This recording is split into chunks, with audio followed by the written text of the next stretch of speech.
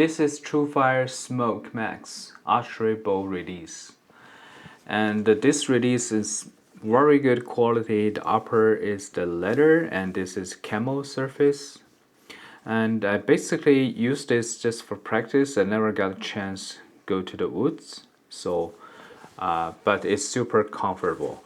I think the size is a little bit big, so it is for bigger guys. So for me, I'm using this alright, but you need to adjust this to like in the middle, and I think you are so right here you just feel like it cannot put that in, just like this. So it's a little bit for me, but that's okay, just like this. And here it can turn. The quality is superb. And when you pull, so here is very comfortable that you can easily to pull the trigger. And when you pull the trigger, it just release. The inside material is durable and very comfortable.